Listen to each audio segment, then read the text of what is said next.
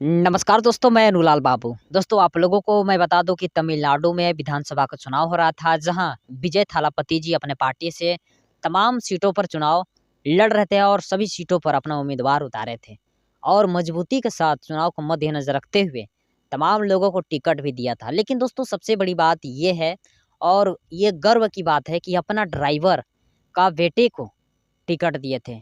दोस्तों, ये सोचने वाली बात है, ये बातें चौंका दे रही है। ये ज़रा तस्वीर देखिए।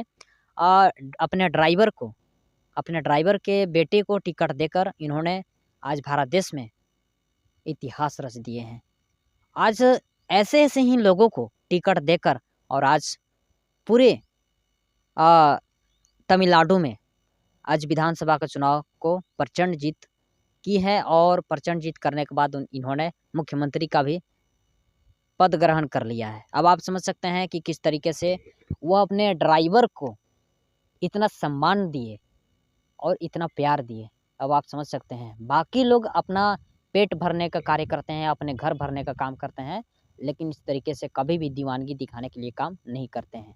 अब आप समझ सकते हैं कि जो व्यक्ति इनका एक तरह से मैं बता दूँ कि ड्राइवर ड्राइवर का कुछ इनका इतना हैसियत नहीं होगा, लेकिन आप समझ सकते हैं कि उनके बेटे को विधायक बना दिए और टिकट दिए। इससे बड़ी बात और कुछ नहीं हो सकता है। सोचिए दोस्तों, ये साबित कर दिए आज अपने ड्राइवर के बेटे को टिकट देकर कि संविधान के हिसाब से लोकतंत्र और सत्ता किसी का बपौती नहीं है, किसी का बाप का नहीं है, किसी का दादा और परदादा का नहीं है। ये जो चाहेगा वो सत्ता में आ जाएगा और जो चाहेगा वो सांसद विधायक बन जाएगा। इससे बड़ी बात और कुछ हो नहीं सकता है।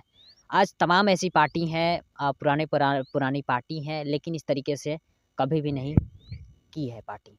अब आप समझ सकते हैं, लोग सोच रहा होगा कि आज हमारा ड्राइवरी कर रहा है, तो इसे मैं टिकट क्यों दूँ? ऐसे-ऐसे लोग आज धरती पे हैं और अपने पेट भरने के लिए, अपने घर भरने के लिए सिर्फ़ काम करते हैं। लेकिन विजय थालापति जी नहीं ऐसा सोचे। ये दोस्तों एक भाईचारा का संदेश देते हुए और नीच दृष्टि से नहीं देखते हुए, भेदभाव को ख़त्म करते हुए, लोकतंत्र के हिसाब से वह ड्राइवर के बेटे को टिकट दिया। अब इस टिकट को देने के बाद पूरे जब विधानसभा का चुनाव का जब टिकट बँटवारा हो रहा था, उसी समय सभी को चौंका दिए थे ये, अपने ड्राइवर को बेटे को टिकट देकर।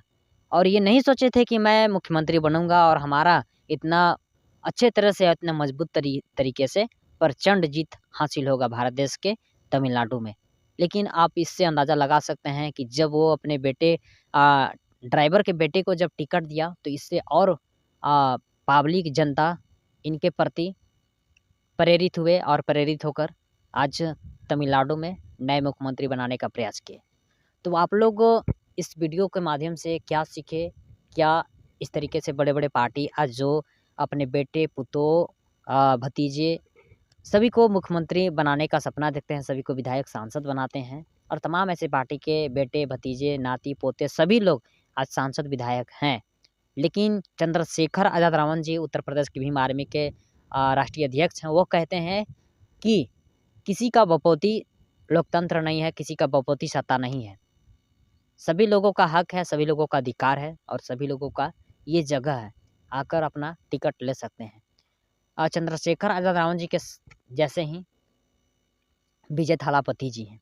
दोस्तों, अब बारी रह गया है, जिस तरीके से विजय थालापति तमिलनाडु में प्रचंड जीत हासिल की है, उस तरीके से उत्तर प्रदेश में चंद्रशेखर आज़ाद रावण जी को भी लोग देखना चाहते हैं। तो आप लोग क्या कहना चाहेंगे? अपना-अपना प्रतिक्रिया हमारे कमेंट बॉक्स में ज़रूर दीजिएगा।